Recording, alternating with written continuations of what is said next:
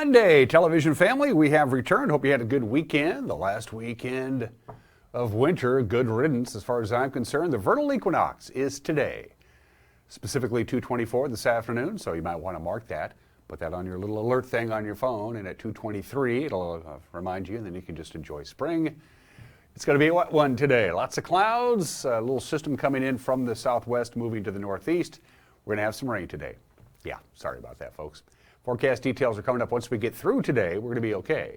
Once we get through today, then we're going to have quite a bit of sunshine, mild temperatures. It wasn't a bad weekend. 56 our high on Saturday. Again, rain today, overcast, and then fairly mild and pretty benign for the rest of the week. Details are coming up. A lot of news to touch on. Sports, good weekend for the Wild, not so much for the Kraken. We have a lot of sports. I mean, just a ginormously huge amount of sports. Hope we can handle it all. We'll get to that. And in the back half of the program, during our interview segment, I had a chance to sit down with a gentleman. Come June 1st, will take over as the superintendent of the Wenatchee School District. Looking forward to that. Corey Callahar will be my guest. We visited with Corey. We've known Corey for quite some time. We visited with Corey last week at the offices of the school district, and Corey is going to talk about the challenges of taking over the Wenatchee School District, 7,000 kids, another 2,000 or so support staff between teachers and everybody else. It's a big job. I think Corey's up for it. We'll have him in the back half of the program. It's just about 2 minutes after the hour. It is overcast. It is 45 degrees. We're not going to get much warmer than that, by the way. Let's start our tour around the valley. As usual, the Heights camera takes center stage, giving East Wenatchee lots of love today. You can see the low-hanging clouds. It rained lightly about 4:45 to about 5:15. Then it stopped, but now it's coming back. This is a very slow-moving system, so it's we're going to get wet. We could even get like close to a half an inch of rain, which for us is a lot of rain. But it's pretty much going to be raining all day today and into the evening hours. Most of the rain, as a matter of fact, is going to be concentrated right here in the Wenatchee Valley. So break out your bumper chute. Hope you remember where you store your umbrella, because if you're going to be outside, you're probably going to need it. Let's go check in with our friends in Leavenworth. Still snow on the ground in Leavenworth. Snow's all gone here in the Wenatchee Valley, but not in Leavenworth. They've had a huge amount of snow. We got like 30 inches of snow here in the Wenatchee Valley. Leavenworth got closer to 150 inches of snow. That's a lot of snow. It's going to take its sweet time melting. In fact, the Cascade schools, their outside games have been moved to Wenatchee because their fields are still covered in snow. You can't play, softball and baseball and soccer on a snow-covered field. They've been playing their games here in the big city. To Kashmir we go.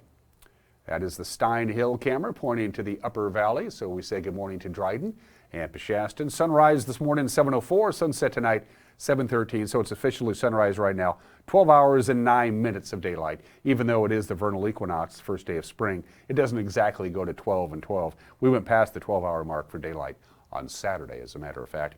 And to Rock Island. There should be a nice view. There you go. Enough light there to make that baby color. Still lots of snow up the Clockham Way and up Mission Ridge. Mission Ridge will be open for the rest of this week. I think this is their last week of skiing and snowboarding up at Mission Ridge, both night skiing and day skiing. I'll double check on that. They've had a longer than normal season because they've had lots of snow up Mission Ridge Way. The story here today, weather-wise, is rain. A lot of that. Yep, I'm going to get some rain today, folks.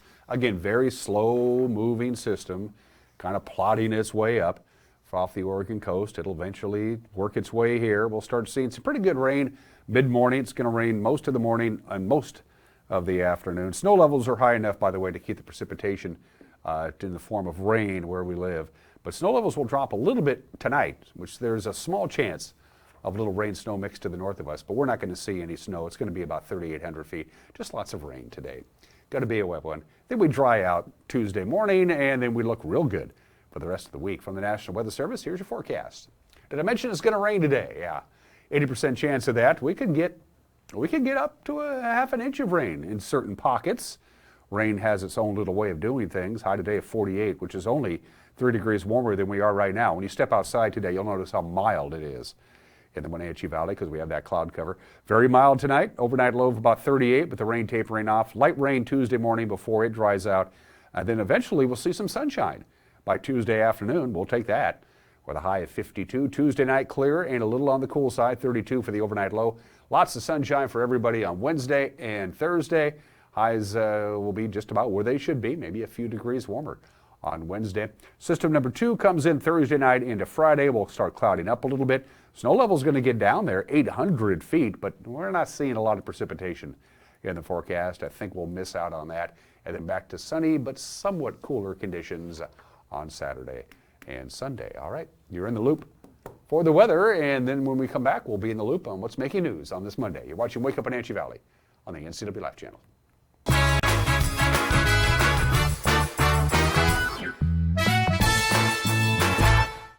I had a seizure in the middle of the night, and they rushed me to the hospital and decided to induce labor to try to get the baby out. The outpouring of love and support I got from Confluence Health. My coworkers coming to the ICU to be with me. For me, it's the work family. It's just incredible to have support no matter what I'm going through in my personal life, my own health.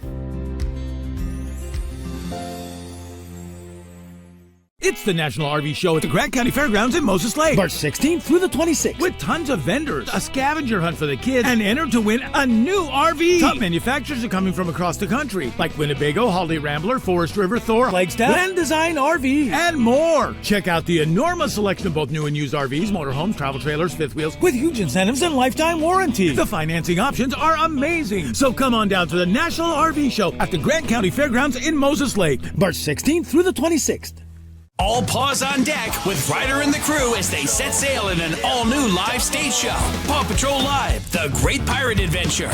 X marks the spot in this exciting, action-packed live show full of singing, dancing, and patrolling the high seas. For more information on how to join the heroic pups, you can go to pawpatrollive.com. Playing Town Toyota Center March 21st and 22nd. For tickets, visit pawpatrollive.com. Hi, my car's making a funny noise. Not a problem. We'll take care of you. Global Car Care's technicians are ASE Master Techs and well-versed in the more refined methods of vehicular diagnostics. Number 3 piston and rings have a slight loss of compression, down to 108 pounds. Your transmission is slipping. You're gonna need a service. Looks like you all set. These guys? They're good. Oh, and your spare is flat. Global Car Care, Wenatchee's top shop. Are you caught in a conflict with a family member, in the workplace, or with a neighbor or business? Wenatchee Valley Dispute Resolution Center provides mediation services, a cost-effective and efficient way to provide a written resolution to disputes and issues. Plus, we offer mediation training and community education on topics like conflict resolution and communication skills. Contact us at 509-888-0957 or www.wvdrc.org to learn more.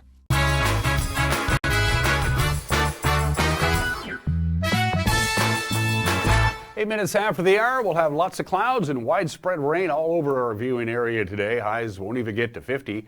Going to be a wet one. We dry out tonight into Tuesday. Bountiful sunshine for the rest of the week. And then a small system will pay us a visit Friday, Saturday, and Sunday. We'll begin with this. The Wenatchee Valley Humane Society says its animal control officers seized 44 dogs and 16 birds kept in overcrowded conditions in a Chelan County residence.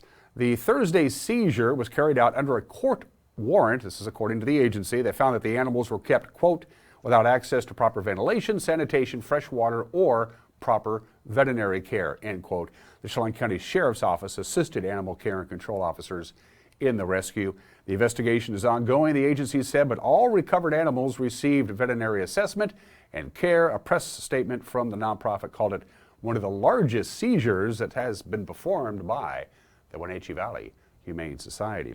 The operator of a nonprofit Wenatchee thrift store failed this week, or last week I should say, to reverse his conviction in a 2019 assault. A Chelan County jury convicted 57-year-old Thad Lawson of misdemeanor assault for pinning a woman against a window ledge in the Wenatchee Veterans Warehouse store. Lawson is facing a 75-day jail sentence in that case. He appealed to Chelan County Superior Court, but last week, Judge Robert Jordan ruled that Lawson failed to show his district court trial was unfair. Lawson previously pled guilty to asking 2 teenage girls to expose themselves while they were working for him back in 2012. And the State Attorney General's office is suing Lawson and his nonprofit for an alleged pattern of sexually harassing and discriminating against female employees. Douglas County prosecutors have declined to charge an East Wenatchee woman who was suspected of stabbing her husband last weekend.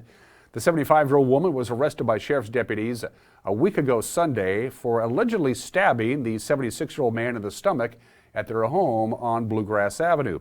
The victim required treatment at Central Washington Hospital, and the woman was released on her own recognizance after a night in jail. Both parties gave varying accounts of the incident, and both eventually described the stabbing as an accident. Prosecutors said Thursday they will not pursue charges at this time.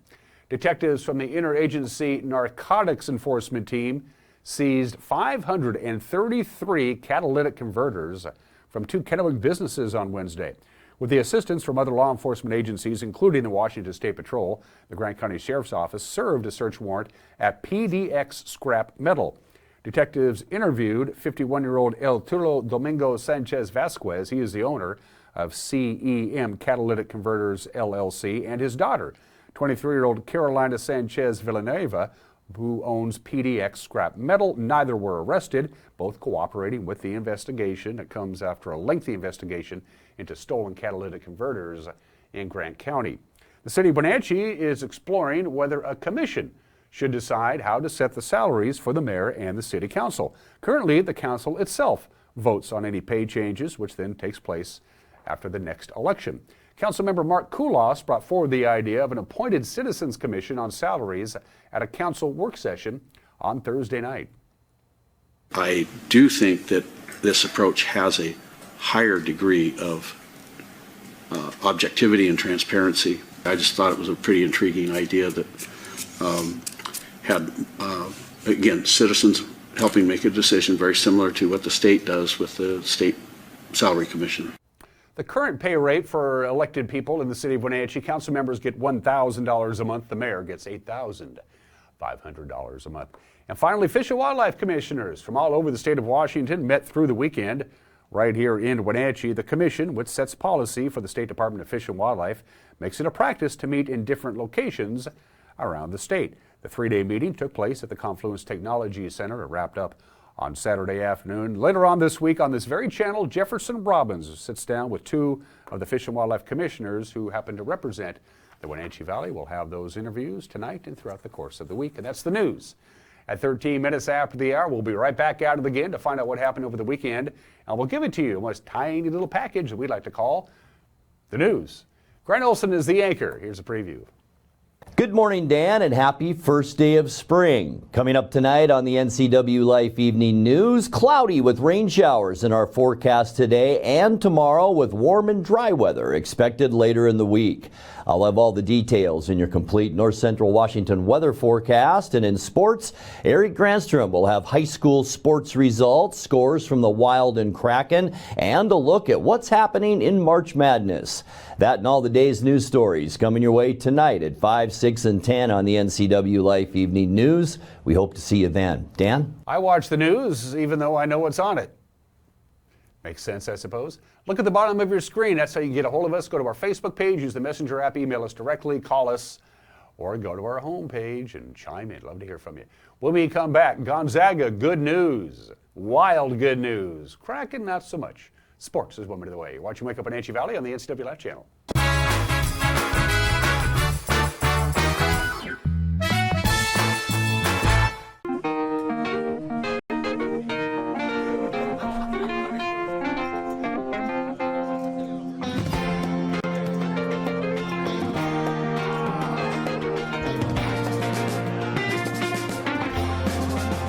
The Clearwater Saloon and Casino has the best Vegas-style games in East Wenatchee. Come enjoy yourself and discover the nightly action. Win big and meet new friends at the Clearwater Saloon and Casino.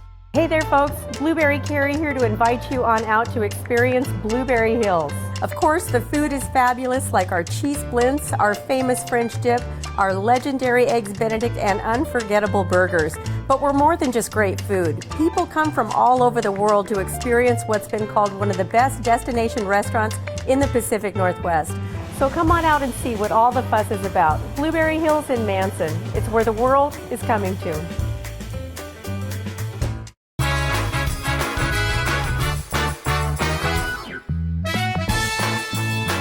Quarter after the hour, the Bulldogs back in the Sweet 16. A hard-fought, very entertaining game, but they did it. They beat TCU last night. Drew Timme taking the Zags on his back in the second half. He scored 28 points in the game, including a rare three-pointer. So he gets to keep playing college basketball. Drew Timme says it's never about one player for Gonzaga. It's not one player that makes this program work. It's not 5 guys. It's not 10 guys. It's the whole program as a whole. I mean, without coach and the staff believing in each and every one of us, we wouldn't have the confidence to come out here and fight back when we get knocked down. You know, there's games he plays bad, I play bad, everyone plays bad. And our teammates are always there to pick us up, and they have the utmost confidence in us. So while coach brings in great players, he brings in people that fit his ideal of what a team should be. And I think we all feed into that culture and that. And it's more about the culture rather than the individual players, I'd say. As a group, we ride with each other till the end, and I think that's what makes each of us special individually, is how we unite together. It was the 9th time that Drew Timme has scored 20 or more points in an NCAA tournament game. Coach Mark Few says, newsflash, Drew Timme is pretty good. I mean, that's who he is and what he does. I mean, he shines on any stage, actually. I mean, it's not like he's not getting 20-point games when he plays for us regularly.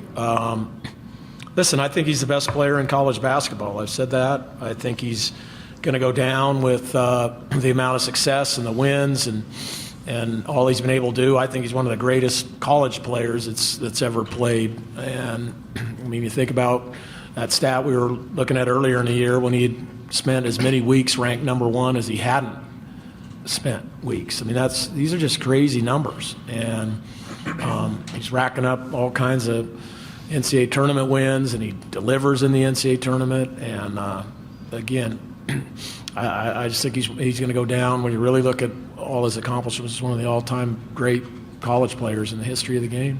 Bulldogs trailed by as many as 10 points in the first half. Coach Mark Few says, hey, he's happy they beat a very tough TCU team. Oh, man, we beat a really, really, really good TCU team tonight. They are athletic. They're strong, they're quick, they're smart, they really move the ball extremely well. They're very, very well coached, so it's just a heck of a win, and I'm ecstatic for these guys. Get to another Sweet 16. That's 8 in a row, which is just an incredible testament by our program of what we've been able to do these last 8 years. Gonzaga's off to Las Vegas to take on UCLA. It'll be Thursday night at 6:45 on CBS. You remember when they played in the national semifinals a couple of years ago? In the meantime, the Gonzaga and Washington State women bounced out of the NCAA women's basketball tournament in the first round. The Bulldogs losing to Ole Miss, and the Cougars defeated by Florida Gulf Coast. Haley Van Lith, a one-woman wrecking crew on Saturday. 13 of her 26 points in the final 8 minutes. Louisville beats Drake, and the Cardinals will take on Texas today in the second round. That's at 4 o'clock on ESPN. The Washington Husky women's team, they're in the Super 16 of the NIT Women's College Basketball Tournament. They beat New Mexico yesterday 67-56. Lauren Schwartz and Elle Ladine each led the Huskies with 15 points apiece. Coach Tina Langley said Washington's second half defense, the key to victory.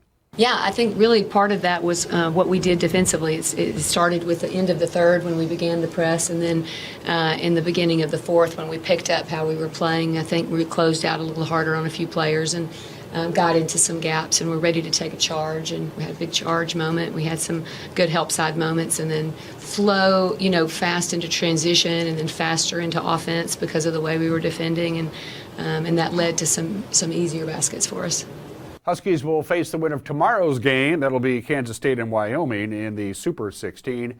And by the way, Eastern Washington season came to an end in the men's NIT over the weekend. They lost to Oklahoma State 71-60.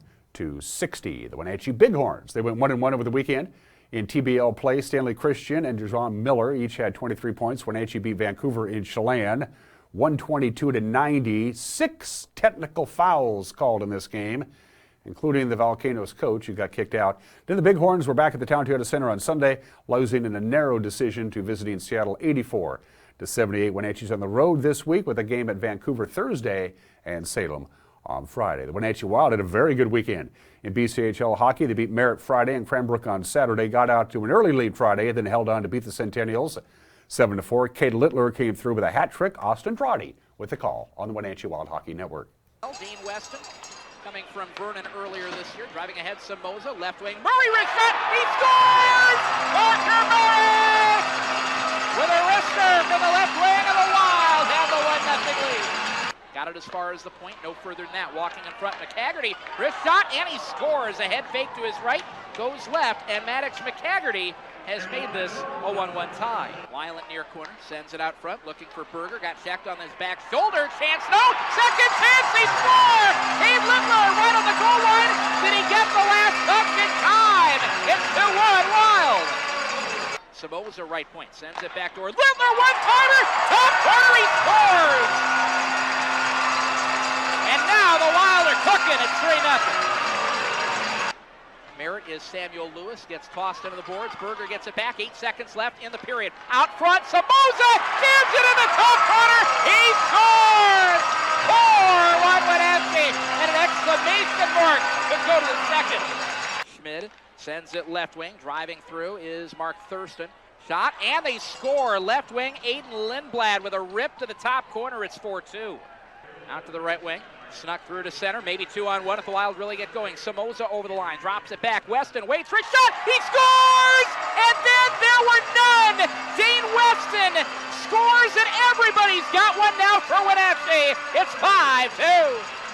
As Gasparini and Somoza head off in a line shake. Stolen, Littler, Berger, drags back door, trying to jam it in. It's in the net, they score. Littler and Schmidt chatting after the whistle. Just kind of bouncing around on the goal line. Kate Littler said, you know what, if nobody finishes it off, I guess I'll do it. Berger sends it to the back door. Somoza jams it in the top corner. He scores. Berger finds Somoza right on the doorstep. Somoza not real well marked, and the Wild made it 7-2. So that was Friday night. Saturday night, history was made at the Town Toyota Center. They won 5-4. The game would end with a 4-4 tie in regulation. Then they went to the shootout, which lasted 13 turns. To the shootout we go. Gasparini coming through the middle. To the left side. Stays inside the dot. Forehand chance. He scores! We continue on. Taking this one as Sucro in the top of the 13th for Cranbrook. Wide right, just inside the dot as he rips it wide off the corner netting. Almost got that one up and out of here. Next up, David Hayduk. A chance to win it for the Wild in the bottom of the 13th round. How long has it been since you heard or saw a 13-round shootout? Hayduk, forehand, he scores! Wild win! Drive home safely! Oi! The Wild trail West Kelowna for that all-important 4th playoff spot. They wanted to finish 4th. They trail by just 1 point. Season wraps up this weekend, Friday and Saturday, against Trail. The Seattle Kraken can't win it at home. They lost to Edmonton Saturday at Climate Pledge Arena 6-4. They gave up a quick goal, and they were playing catch-up from there, and they didn't. Seattle skates at Dallas tomorrow at 5:30 on Root Sports Northwest. Mariners dropped both ends of a doubleheader in Cactus League baseball yesterday. Jared Kelnick went 2 for 3 with a triple. Julio Rodriguez 1 for 3, but it wasn't enough against Texas. Rangers 2, Mariners 1. And then game 2 back in Peoria against the White Sox, with Chicago coming out on top 6-2. Seattle will host Milwaukee today at 1:10 at the Peoria Sports Complex. All right, prep scoreboard over the weekend from our friends at Les Schwab. On baseball on Friday, Lake Roosevelt topped Wilbur Creston Keller, and Othello beat Moses Lake Christian on Saturday. Grandview sweeps a doubleheader from Ephrata. Natchez Valley sweeps Cashmere. Orville and Bridgeport split.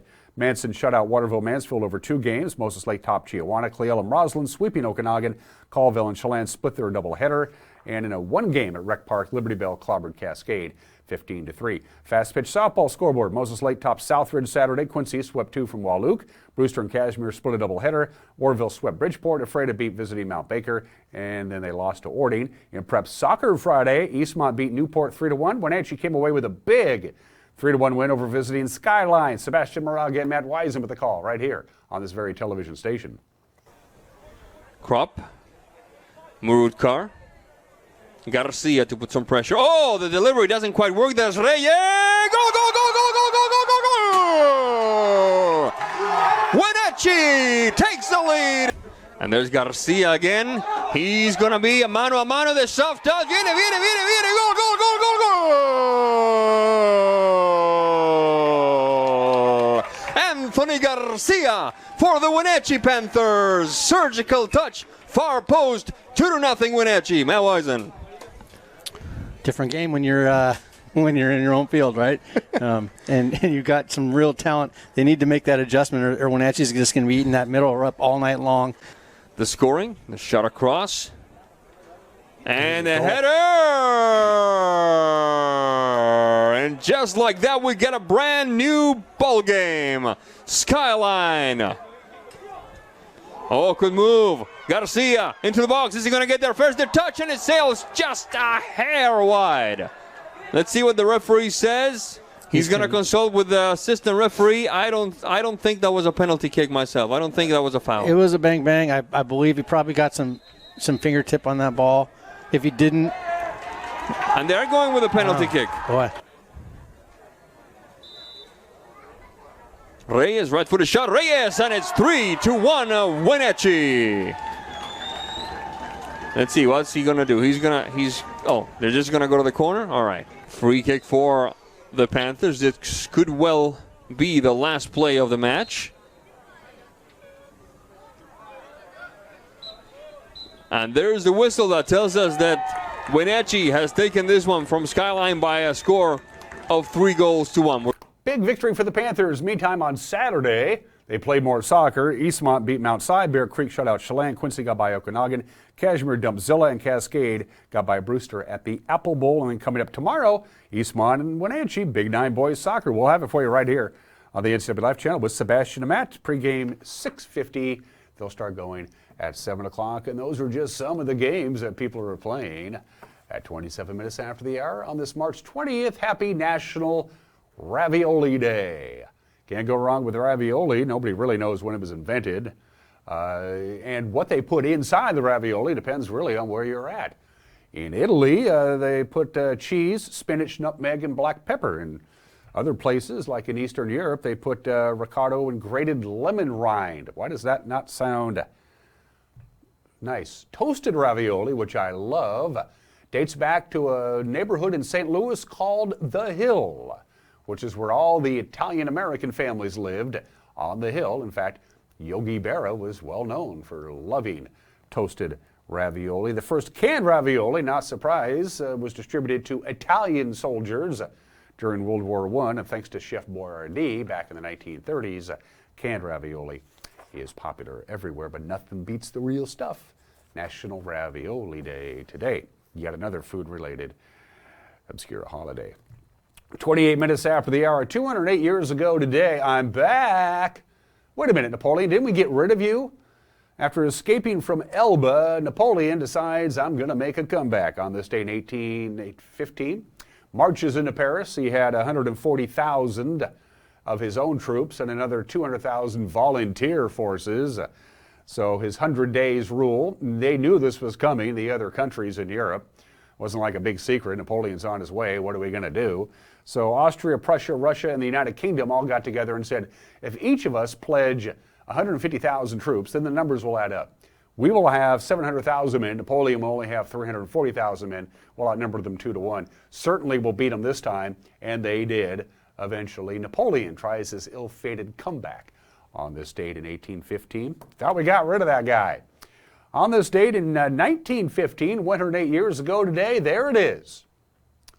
Albert Einstein publishes his general theory of relativity. Now, I would explain that to you, but we don't have enough time, and I don't know what it means. But was he wrong? Einstein making the news 108 years ago today. 62 years ago today, the Mets are coming to New York, but they ain't going to play in Yankee Stadium. The Yankees make it official. Nah, we have no problems with the Mets because they're in the National League. We're not going to play them anyway. And they're going to stink for a while, but you ain't going to play at Yankee Stadium. No, you have to find another place to play, Mets. Sorry, so it was off to the Polo Grounds, which stank of stale urine and beer and cigar smoke and hadn't hosted a baseball game in about 7 or 8 years, but they really didn't have much of a choice. If you're going to play baseball, you need a park to play it in. And the Yankees said, sorry, Mets, not in our place on this date in 1961. Speaking of baseball, the beginning of the end of Pete Rose 34 years ago today, Commissioner Peter Ueberroth makes it official. He has begun an investigation into the activities of Pete Rose. He was very vague in his statement. He didn't say why they were investigating Pete Rose. Everybody else knew why they were investigating Pete Rose. Pete's associates and gambling habits were beginning to get caught up with him. He was making enemies with the wrong people. And the wrong people said, hey, we got a problem here. Beginning of the end for Pete Rose. This was about a month after he privately met with the commissioner, and the commissioner made it official. Yeah, we're looking into Pete Rose's activities on the state in 1989. And you'll hear about this today. It's in the news. This is the 20th anniversary of the Iraq War. The United States, the United Kingdom, Australia, and Poland invade Iraq. We're still there. Here are the numbers. 130,000 Americans took place, 45,000 British, 2,000 Australian troops, and 195 Polish troops took place. Of course, according to the coalition, we were looking for weapons of mass destruction. Well, a couple of weeks before we invaded Iraq, the UN sent their inspection team through it, and they said there is absolutely no evidence whatsoever that there are weapons of mass destruction in Iraq. We went in anyway, and then we discovered there were no weapons of mass destruction in Iraq. George W. Bush finishing up what his dad didn't do. By the way, we're still there 20 years later. Finally, 32 minutes after the hour, one birthday, Fred Rogers. Who doesn't love Fred Rogers?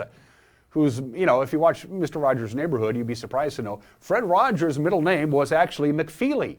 Fred McFeely Rogers, born in the state in 1928, an ordained minister in the Presbyterian Church. He was colorblind, couldn't see red or green, swam every morning, did not smoke, didn't drink, was a vegetarian on ethical grounds, not necessarily because it was better for you. He just said, I'm not going to eat anything that had a mother. His office famously did not have a desk. He didn't like desks. He said it's just an obstruction. It's a barrier. So they just had couches and chairs in his office. He fed his fish during the episodes. They were named Fennel and Frida.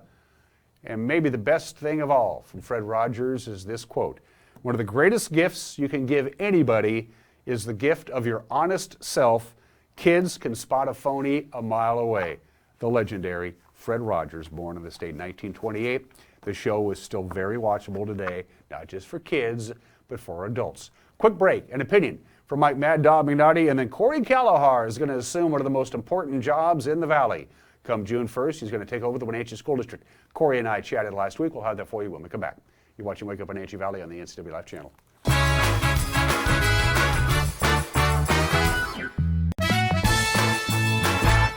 Hi folks, welcome to Save Mart. How can we help you today? We're looking for a recliner. Okay, right this way. Go ahead and move this chase on the other side. You can lift this up. Great, I want that one. I like that one. That's a great choice. And I want this one as well. Okay. And I definitely want this one. Ooh. You'll find it at Save Mart. Full service at a low, low price. Central Washington Water is your solution for problem water. Whether you're on a well or municipal water, they can design a clean water system custom to you. Soft water eliminates water spots and scaling on fixtures. It protects appliances from hard water damage, saving you money. Soft water reduces soap usage that causes skin irritation and is a healthier choice to drink. Call for a free in-home consultation or stop by the store to have your water tested. Central Washington Water, your best water solution for home, pool, and spa.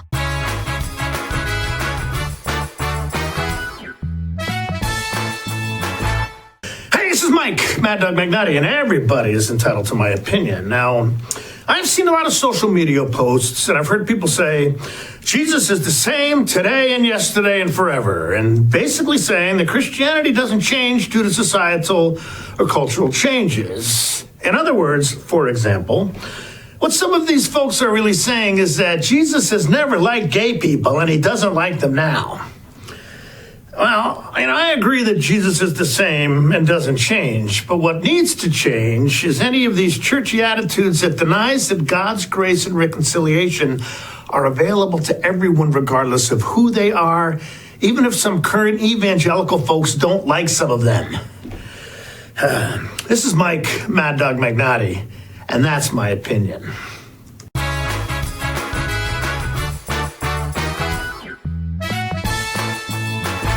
So what am I looking at here?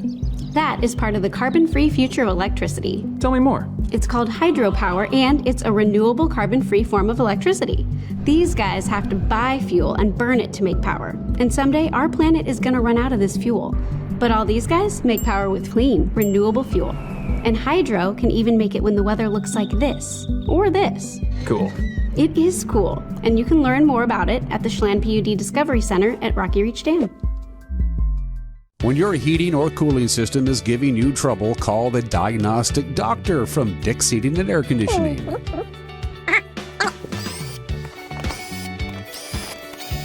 Here's the culprit right here. All joking aside, when you call Dick's, you're calling 35 years of experience at customer service right here in the Wenatchee Valley. Dick's strongly believes in repairing before replacing, and they service all major brands of HVAC units.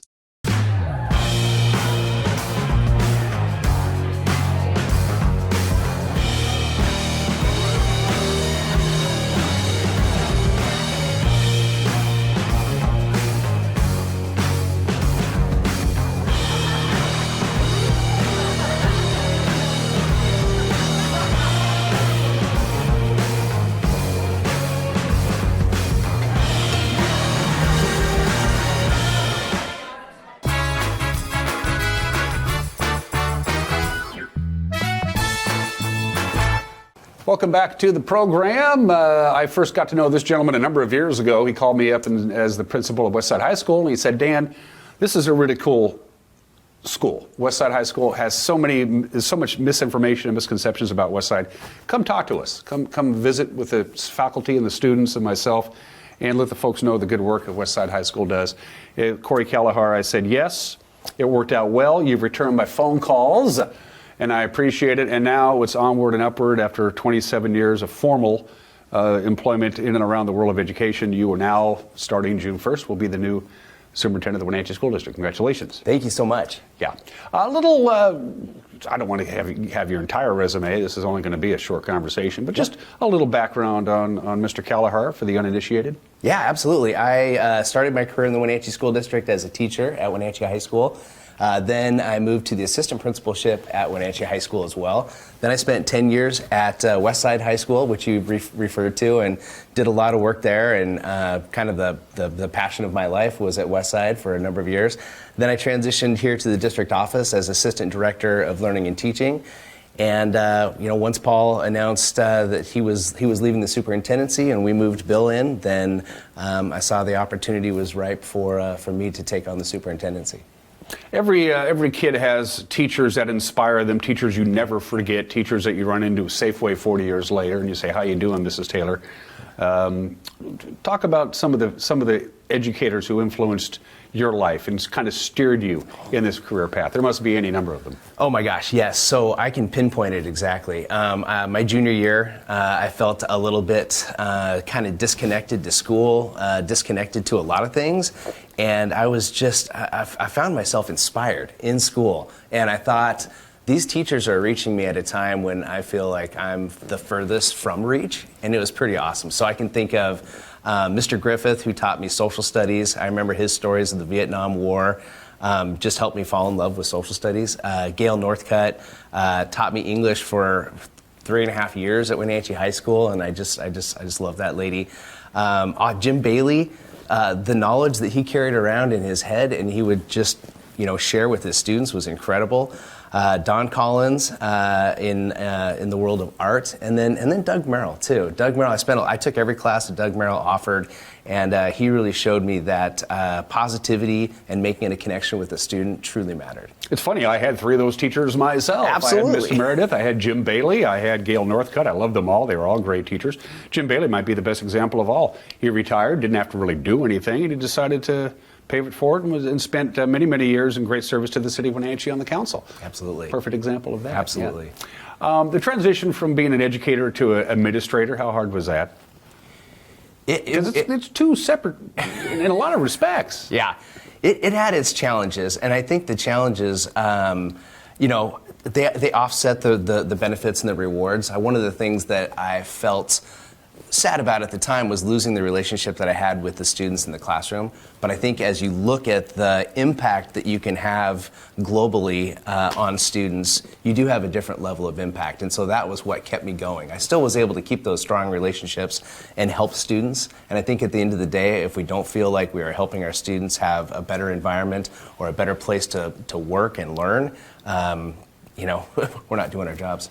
Well, to that end, during your tenure at Westside High School as principal, you didn't spend a lot of time in the office. No. Or you were out and about. You didn't just sit in your office and play on the computer. You were in the hallways and in the classrooms, encouraging and talking to the kids. Well, that's what it was all about at Westside High School. It was about how do we create a culture and a place where students feel safe, where they can actually be themselves and learn to be confident in themselves, and then ultimately grow into the academic side of things. So that's what I loved. I loved setting the tone for that school and being, kind of the positive, optimistic patriarch of the school. And so I hope to carry that on into the district as well. After a short stint, Paul Gordon decided to return to his home state, the land of Lincoln of Illinois. Bill Eagle came in on a contractual basis with the North Central Educational Services District as an interim basis, and the school board opened up the process to bring in a full-time permanent superintendent. The flag went up immediately that I want in. How does one throw your hat into the ring for this kind of job? Because it's not the kind of job that you just apply for in the traditional sense. Right, yes. When Paul announced that he was leaving, I immediately thought, this is the time. There have been other opportunities that haven't been the right time for me, myself personally, and I'd always thought, when and if the Wenatchee School District needs the kind of leadership that I can bring, I will throw my name in the hat. And I just truly felt like this was the time. Everything was aligned. I had already made a shift to the district office. I was successful in that role, and really felt the time was right for a local candidate who knew the district, knows the community, loves the community, and is already networked in that community and knows the school district. I just was like, oh my gosh, this is my time. So I started thinking and preparing from that time on, like a year ago, June, I started thinking about that, and then really started getting serious during that summer, talking with some of my mentors and talking with some of the people that have really helped and shaped me, like Dr. Gene Sherritt, and getting those guidelines. And then I started working on a transition plan that I would implement when I was able to be superintendent from that point on. But yeah, it didn't get really serious until Christmas break, and that's when I had to solidify everything, and I had to make sure I had my letters of recommendation, I had my new resume set up. It's just a different level of process. The superintendent of schools is a different level of process. It's the most time I've ever spent preparing for any job or any positions that I've ever had, and it paid off in the end. All that preparation, the process is amazing. It has been. The application date was June 12th. January 12th. And from that date, it just felt like it was a landslide of time that went by. We had, there was a digital interview which took place, which was kind of interesting. It was me and my computer in my office, and I kind of logged into this screen, and up popped 3 questions, and I recorded my answers, and that was kind of the first stage.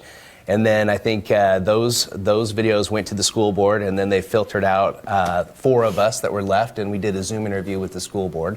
And then they had 3 folks that were left after that, and each of the 3 candidates spent a whole day here in the district interviewing. We started at 7:30 in the morning and ended about 9:15 in the afternoon, and it was a great process. It was exhausting as an interviewee, but it was so valuable and so productive, the way that we got to see the entire landscape of the district in one day. And I can only imagine if I was tired, how tired the school board actually was after that process. They put in some serious time. So we just appreciate the links that they went to get the right person. During the vetting process, when it was finally down to the final three, yourself and two gentlemen from outside the district, at that point, did you think to yourself, did you come home and say, honey, I think I got a pretty good chance here? At what point did you really feel fairly confident that you had a good chance of getting the top job?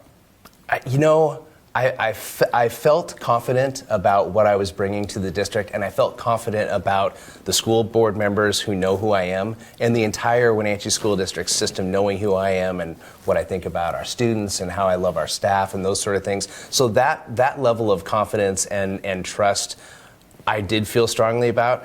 However, these are amazing people that we're bringing in to interview in the district, and you always think of someone from outside of the state as, they're the same caliber of people that I am, and I was trying not to psych myself out, honestly, and so I would just keep going for the cause and keep pushing forward and preparing myself to give my very best. So I think I did have those moments of clarity where I said, this could really happen, but I also then saw the caliber of folks that were going up against me as well. So, and yet, when the school board met to formalize it in public session at their first part of this month, there wasn't a lot of debate. They did debate. They did their due diligence as they should do, and they did so well. But the decision came pretty quickly. Let's go ahead and offer the job to you. Yeah. That must have made you feel pretty good. Oh, it was a great day. It was a day where I felt a weight kind of lifted from my shoulders, and just and then also holy cow, what did I do? That kind of felt in there as well. But no, it was great. It was a great outpouring of community support. I've never had my phone blow up like that evening. No, it was just a wonderful, humbling experience for sure. You're replacing Bill Eagle, and Bill had a difficult job. Bill had to make some difficult decisions in concert with the school board, and now you're into the fire. It would have been easier to say, I don't want to dive into this. We have some issues that we need to deal with, specific budgetary issues. Cultural, not so much. Budgetary, yes. So let's talk about that. There's the $8 million upside down.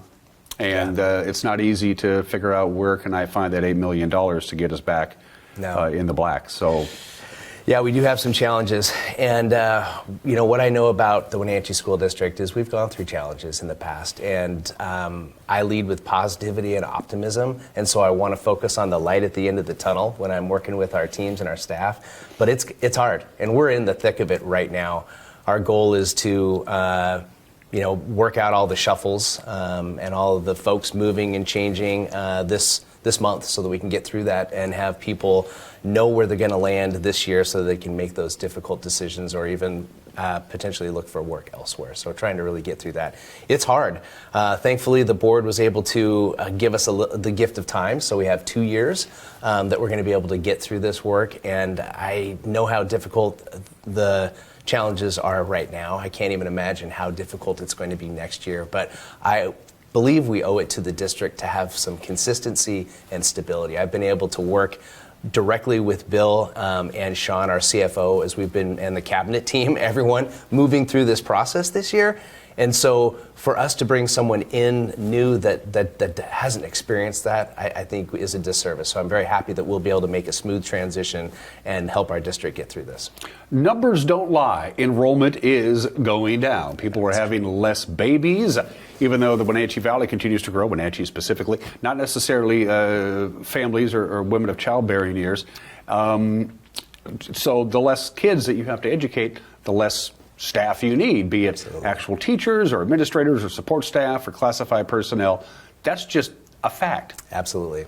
Yeah, absolutely. It is a fact. And that's, 87% of our budget goes toward human capital and our staff members. And as Bill has mentioned many times to the school board and to the public, each of those positions represents a family. And so it's really, really hard to do that work. But we began the reduction process in 2018 and 19, and then when the pandemic hit, we kind of grew because we needed a different level of support to help our students. Going through the whole remote learning process was hard and was huge. And then when we came back, we had some issues that we had to work through with students who had gone through trauma during that time, and actually all of us had gone through that shared trauma.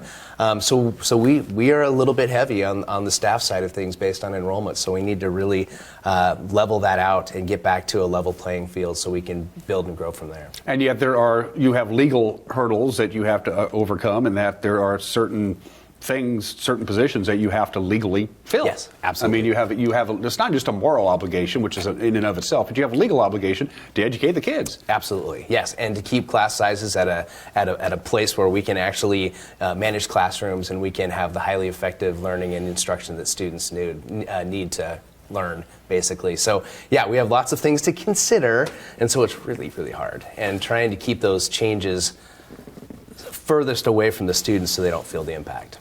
And so when we talk about decreasing the employees here at the school district, you're not popping the balloon, you're letting the air out a little bit at a time to kind of ease the burden on everybody. Absolutely. Yeah, so every week there's new conversations and new challenges, and then I say shuffle the deck. It's because if we have to let some of our provisional staff go, then we have other people that will infiltrate those positions and still make sure that we have a balance and we have good learning environments for our students.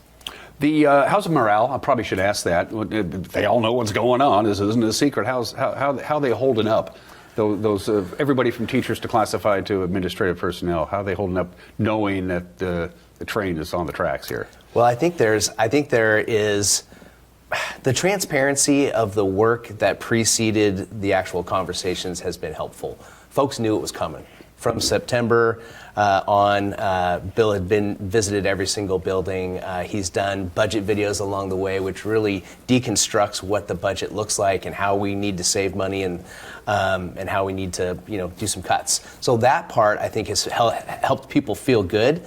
But it's hard when it comes down to you and how this impacts your work, your daily experience, and the students that you care for.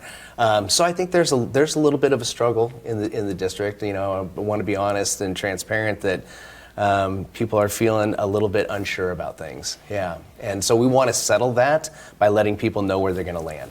From a long-term budgeting standpoint regarding infrastructure, as you know, a number of years ago, they attempted to pass a bond that fell short of the 60% majority to essentially remodel and reconstruct Wenatchee High School. The problems are still there, and there are other physical plants within the Wenatchee School District that need to be taken care of. Is that all going to go on the back burner for quite some time? You're just going to have to live with not having the heat work too good in the wintertime, that kind of stuff? No, good question, though. We are actually beginning conversations about the next capital projects bond, and we'll be working with our staff internally to try to figure out what those priorities are, and then we'll be inviting the community, and we'll be adding a project manager to help us see that. So we're looking at a bond and a levy in 2025. Okay. So we need to get moving on that work right now, and another reason for us to have a smooth transition. Bill's going to get that work started, and then he'll be able to hand that off to me. There has been talk, M&O levies is just 50% plus one, bonds 60% supermajority, but there has been talk everywhere, including the state legislature, of lowering that threshold for bonds, Yes. the big ones, taking the 60% away, making that a supermajority. Is that something that you, taking the supermajority away, just make it a simple majority for significant bond and construction projects? That's something you're in favor of? Well, I think it would be helpful. I think there's a lot of districts in the state that are struggling to pass their bonds. And it's a tough scenario when we look at the inflation that we're experiencing. And locally, the housing prices have just skyrocketed. And so those are all huge challenges when we talk about the size of a capital bond project, because the numbers can be astronomical and it really impacts the pocketbook. So we want to make sure that what we come up with as our next bond is something that not only the school community can get behind, but our entire community can get behind, and do something that is maybe not the Cadillac model, but do something that is reasonable, that helps our students learn in a safe and thriving environment, but also is something that is easy on the pocketbook. So trying to find that balance, that will be a challenge, but that's our goal. This is one of the highest profile jobs in North Central Washington that isn't an elected official. You are answerable to a school board, but this is one of the bigger gigs. You're talking 7,000 students. How many staff members under 1,200. 1,200. Yeah. So, yeah. And you're responsible to all of them, and you're also responsible to the citizens of the Wenatchee School District, the folks who live here. Absolutely. it's a challenging job. Yes, it is. It's you ready to go get them? I'm ready to go get them. Yeah. Absolutely. And I just feel honored and grateful and humbled for the opportunity to lead the Wenatchee School District. It's something I've dreamed about for a long time. And like I said earlier, if the school district could benefit from my leadership style, then I'm glad to do it, and I'm super hopeful for the future. I've interviewed Bill Eagle, I interviewed Paul Gordon, I interviewed Brian Flonis, I've interviewed Dr. Gene Sherritt, I've interviewed any number of the people who used to call this building home, and I'll give you the same opportunity I gave them. That's your camera right there, my friend. I'll let you have the final word for any message you have for the folks out there in the Wenatchee School District. I'll let you take it home. Excellent. It's all yours. Thank you so much. I appreciate it. Wonderful questions, Dan. And I just want to say that right now, today, even though you may be seeing this next week, it is Educational Support Week, so formerly known as Classified Employee Week. And so we just want to honor all of the educational support professionals that we have in the Wenatchee School District. And that could be nutrition services, it could be secretaries, it could be our paraprofessionals, our M&O folks, or any number of folks who are the backbone and the strength of the Wenatchee School District and really build that foundation for us to be successful. So thank you for everything you do. Thank you for the time today. I really appreciate it. It's funny you bring that up, and we'll close with this, actually, come to think of it. I know a lot of people who work for the Wenatchee School District, everything from classified employees to bus drivers to food service people to teachers to administrators, coaches, you name it all. I've never met anybody who works for the Wenatchee School District who's been phoning in their job. They all like it, and they all do it with a great deal of passion. Absolutely. Which is why I'm cheering for you guys. Hang in there. Good times are coming. You just may have to go through a few bumps in the road. We all do. That's life in the big city. Anytime you want to drop by and say hi and give us an update, we'd love to talk to you. I love it. One more question. What are you going to be doing on June 1st? You get up, you shower, you shave. Well, maybe you don't shave. Well, not everything. June 1st, you take over. What are you going to do? You know, it'll probably feel a little bit different on that day, but I think the work will be the same, and it'll just be preparing. That summertime is critical for preparing for the students coming into the fall, and I think the biggest thing is how do we do the work that we do, the courageous work that we do, with a little less folks in our system, and just continue to keep that dream alive. So it'll be all about how do we spread the optimism that this is something we're dealing with, but it's only for a short time, like you said. We're going to see that light at the end of the tunnel, and it's going to get bigger. And special thanks to Bill Eagle, who stepped into a difficult situation as an interim superintendent and did great work in quite frankly, a thankless situation. So we need to give Bill a little shout out as well. 100%. Always responsive to the community. Good luck, and looking forward to more visits in the future. I look forward to it as well. Thank you. Absolutely. You're watching Wake Up Wenatchee Valley. We'll be right back.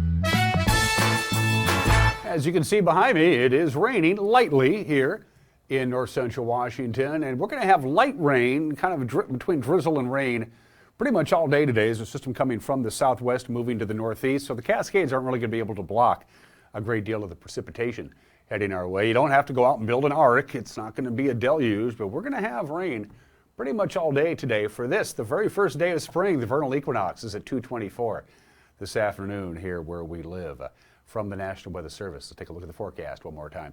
Rain all day today, and when you have rain, you got clouds, and so anywhere between maybe a tenth to even a quarter of an inch of rain is possible. In some locations, some pockets could get a little more than that, but at least a tenth of an inch of rain is expected to fall today, and we'll top off at 48, which is below normal. Our normal high is 54. Rain tapers off tonight, still the clouds, and very mild 38 for the overnight low. Still a few clouds tomorrow morning. They'll be departing.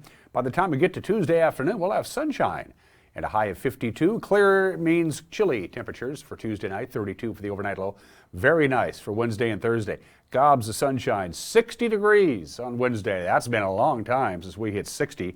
We had 56 on Saturday and 54 on Sunday, so we haven't hit 60 in who knows how long, probably October. Sunshine again on Thursday, and then a weak system pays us a visit Thursday night into Friday, and it'll be hanging around a little bit, ushering in some cooler air as well. And that is it for us. Everybody have a great Monday. Happy spring. See you tomorrow. Bye-bye.